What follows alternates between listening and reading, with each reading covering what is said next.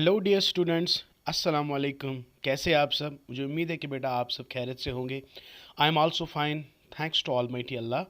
तो बेटा आज once again I am with you my dear. Yes my dear, I am talking about counselling psychology. Subject psychology है। Okay. और जो paper आपका है वो काउंसलिंग साइकोलॉजी है। तो आज कल मैंने क्लास नहीं दी थी because I was too busy. So today I am with you बेटा and I welcome you all to my class Shahid Sir's Education Point. And my dear, today our topic is, in fact, it is the last topic from unit number second. हम approaches of counseling की बात कर रहे थे और approaches में हमने अभी तक क्या पढ़ा?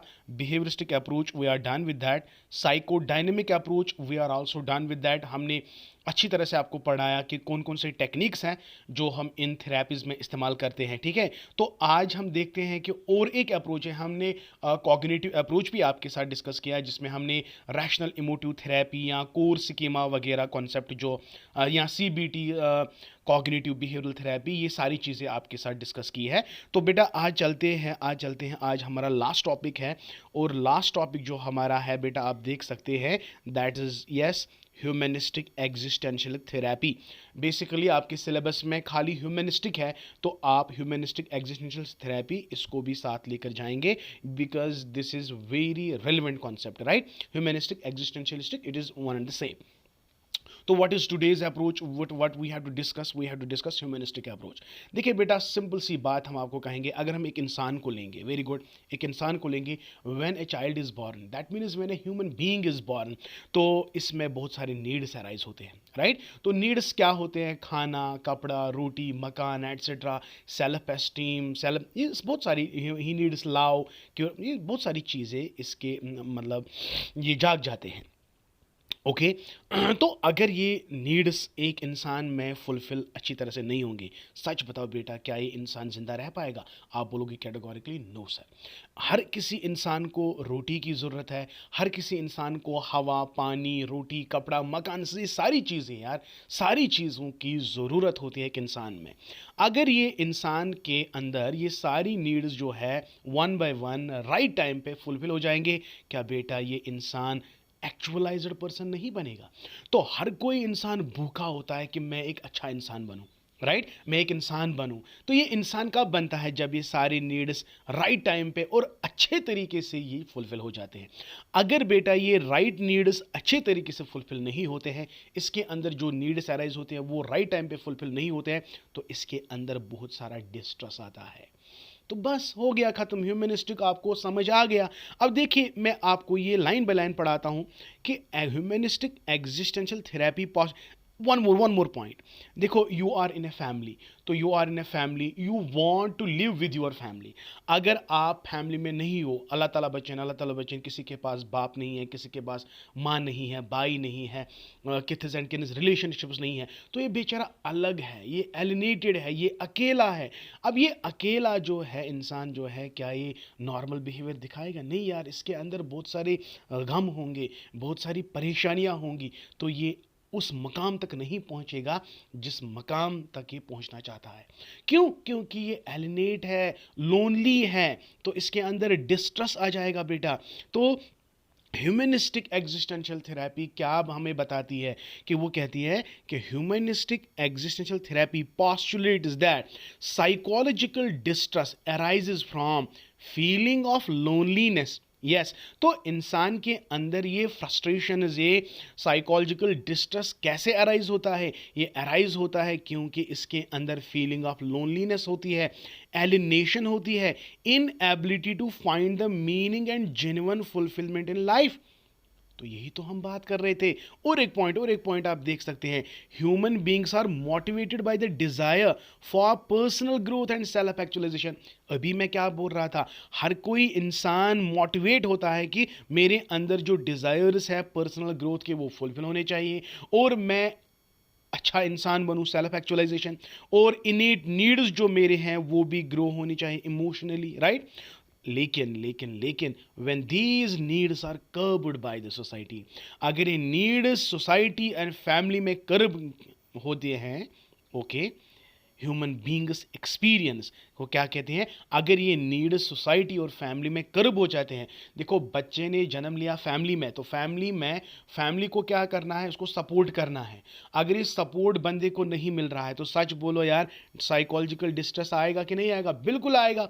तो अगर सोसाइटी में, देखो इंसान को एक्सपेक्टेशन होती है सोसाइटी पे, राइट, इंसान को एक्सपेक्टेशन होती है अपनी फैमिली पे, तो अगर फैमिली इन टर्न ये सब कुछ नहीं दे रही है बच्चे को, तो बच्चे के अंदर बेटा साइकोलॉजिकल डिस्ट्रेस तो आना ही है। तो सिंपल, अगर आप ह्यूमनिस्टिक थेरेपी को, ह्यूमनिस्टिक अप्रोच को समझना चाहते हैं, तो याद रखो इंसान के अंदर बहुत सारी नीड्स अराइज होते हैं। अगर वो नीड्स राइट टाइम पे फुलफिल नहीं होते हैं तो बच्चे में साइकोलॉजिकल डिस्ट्रेस आना ही है। ओके, तो this is humanistic philosophy, humanistic approach.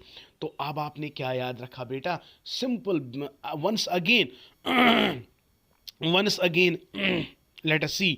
तो देखिए पहले से ही आप पढ़ सकते हो, the humanistic existential therapy postulates that psychological distress arises from feeling of loneliness, alienation, inability to find meaning and genuine fulfillment in life, right?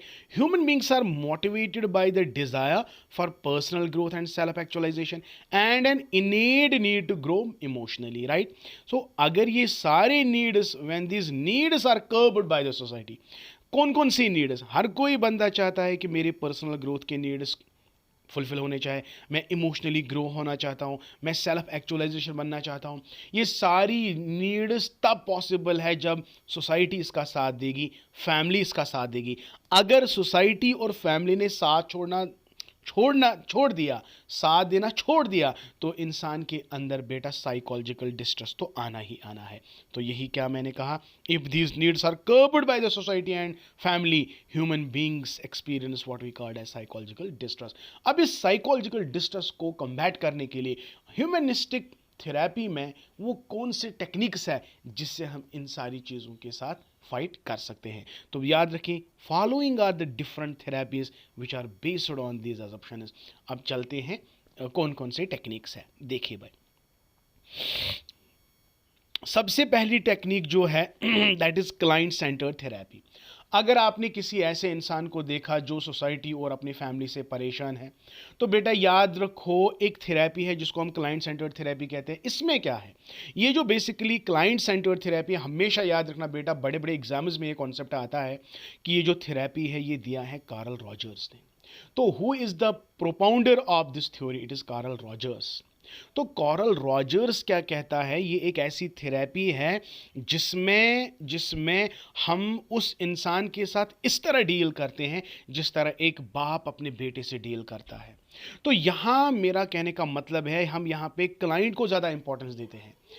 देखिए अगर आपको पता होगा, साइकोथेरेपी में आपको दो चीज़ें हैं, क्लाइंट और काउंसलर, राइट। तो काउंसलर अगर अपने आप को इंपॉर्टेंस देगा ना तो क्लाइंट छूट जाएगा। लेकिन ये वाली जो क्लाइंट सेंटर्ड, यहाँ पे centre around client, everything revolves around the client, you are supposed to give importance to the client. तो अगर कोई बंदा आपके पास आएगा जो फैमिली से परेशान है, सोसाइटी से परेशान है, रिलेशनशिप से परेशान है, वो एलिनेटेड है, वो बहुत ही साइकोलॉजिकल डिस्ट्रेस से गुजर रहा है, तो इसके साथ आपको कैसे डील करना है, आपको क्लाइंट को इंपॉर्टेंस देना है। उसको लगना चाहे कि आई एम इम्पॉर्टेंट, मुझे केयर दिया जा रहा है। तो यही बात, इससे क्या होगा, इसमें आपका जो क्लाइंट का जो कॉन्सेप्ट ऑफ सेल्फ है, उसके अंदर फ्रीडम है, चॉइस जो है, वो इसको समझ आएगा। तो देखिए यहाँ पे क्लियर कट में मैंने लिखा है भाई, नोट्स पे मैंने इस तरह लिखा है कि Carl Rogers brought into psychotherapy the concept of self with freedom and choice as the core one is being. तो याद रखो बेटा, वो इंसान जो सोसाइटी से परेशान है, फैमिली से परेशान है, इसमें प्रॉब्लम है रिलेटेड टू द सेल्फ, इसमें प्रॉब्लम है related to the freedom and choice. इसको ये सारी चीज़ें नहीं मिल रही है अपनी सोसाइटी में, अपनी फैमिली में। तो याद रखो, जब भी आप क्लाइंट सेंटर्ड थेरेपी देना चाहते हो तो आपको इन तीन कॉन्सेप्ट्स को कोर बनाना है, तब जाके आपको इसको समझ में आएगा।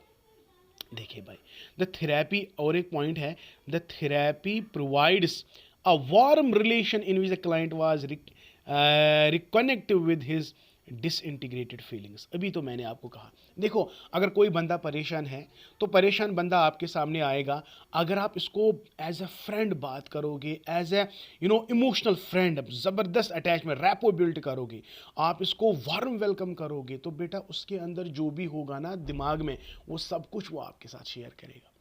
अगर उस बंदे को लगेगा कि भाई नहीं, जो मेरा काउंसलर है वो थोड़ा मूडी किस्म का है, वो थोड़ा थोड़ा स्ट्रिक्ट है, वो अपनी बातें आपको नहीं बोलेगा।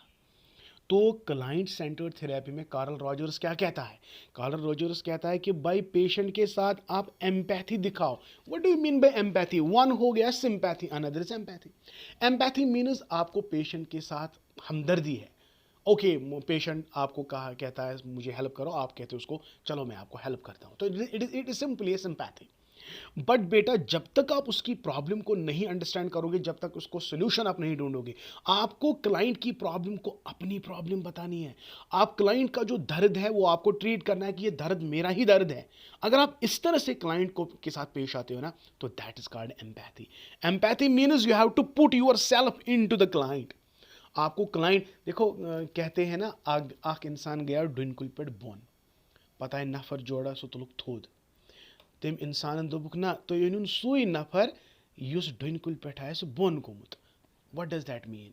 इसका मतलब है डुनकुल पे युस बोन आस गोमुत तम सी तर मोन दर्द समझ। तो ये दर्द समझना हर किसी बस की बात नहीं है बेटा। यू कैनॉट अंडरस्टैंड द दर्द ऑफ अनदर पर्सन। बट यहां पे एम्पैथी का मतलब है अगर आप पेशेंट के साथ वैसा सलूक करोगे जैसा कि ये दर्द आपका ही है। आपको जब फॉर एग्जांपल हेडेक होता है, आप जल्दी से अपने आप को केयर करते हो, या तो चाय पियोगे या तो आप हेडेक जो टैबलेट है वो ले लोगे, राइट? तो इसी तरह आपको पेशेंट के साथ भी डील करना है। आपको लगना चाहे कि भाई पेशेंट मैं ही हूँ। हाँ, समझ आ रहा है बेटा? तो इसको एम्पैथी। अनकंडीशनल पॉजिटिव रिगार्ड का मतलब क्या है? अनकंडीशनल पॉजिटिव रिगार्ड, आप इसको ट्रीट कर रहे हो, लेकिन आपको ये दिमाग में नहीं रखना है कि मैंने इसको ट्रीट किया अब मुझे वह पैसा वगैरह देगा। तो आपको ना अनकंडीशनल यानी विदाउट एनी लालच आपको भाई उसको ट्रीट करना है। आप किसी को हेल्प करते हो तो क्या आपको फिर दिमाग में रहता है कि मैंने इसको हेल्प किया तो ये मुझे पैसे देगा? अगर आप ये सोचोगे कि मैंने किसी की मदद की तो वो मुझे पैसे लेगा, तो दैट्स कॉल्ड कंडीशनल रिगार्ड। यहां पे it is unconditional regard, purely natural, without any greed. आपको इसने हेल्प करना है and encourages the client to look them as a explore further. I hope बेटा आपको समझ आ गया। तो क्लाइंट सेंटर थेरेपी में empathy is very important, unconditional positive regard is very important and encouraging the client is very important. ये तीन चीज़ें बेटा कोर कंसेप्ट है किसके? क्लाइंट सेंटर थेरेपी के। और ये क्लाइंट सेंटर थेरेपी जो है ना बेटा, ये किसने दिया है? कार्ल रॉजर्स ने। तो ये पहला पॉइंट है, पहली टेक्निक है किसमें किसमें किसमें? ह्यूमनिस्टिक एग्जिस्टेंशियल थेरेपी में। आई होप बेटा आपको पहली टेक्निक समझ में आ गई। अब जो बाकी टेक्निक्स है वो और ज़्यादा सिंपल है। Okay, now second point is gestalt therapy. देखो, this therapy was developed by Fritz Perls together in increase an individual self awareness and self experience.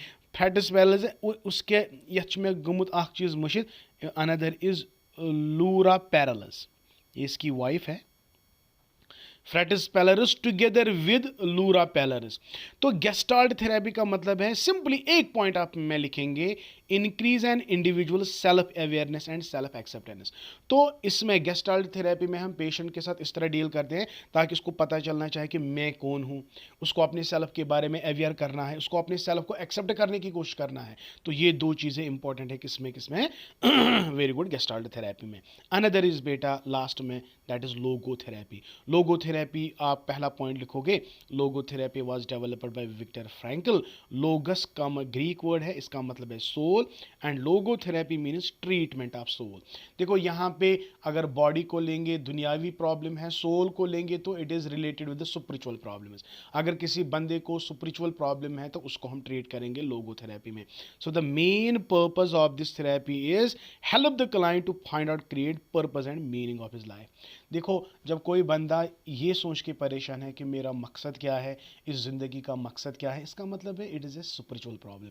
तो सुपरिचुअल प्रॉब्लम में हम हम बॉडी को ट्रीट नहीं करते हैं, हम यहाँ पे सोल को ट्रीट करते हैं। तो सोल को ट्रीट करने के लिए हमारे पास और एक थेरेपी है जिसको हम कहते हैं लोगोथेरेपी। तो these are my dear 3 therapies that you must deal with when you talk about humanistic therapy. So by this we have completed exactly 3 units my dear. So it is all for today.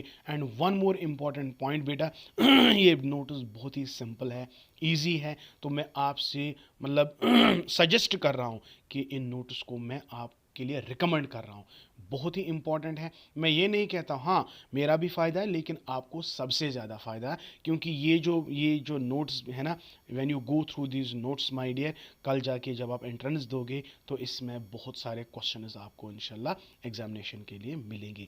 Thank you, may Allah bless you and keep always learning. या तो इन notes को आप मेरी app पे download कर सकते हो, या आप मुझे डायरेक्टली कॉन्टैक्ट कर सकते हो। And my dear once again my contact number is 7780817302. This is my contact number. You can contact me and you can have your notes and make your learning more and more happy. Thank you. May Allah bless you and keep always learning.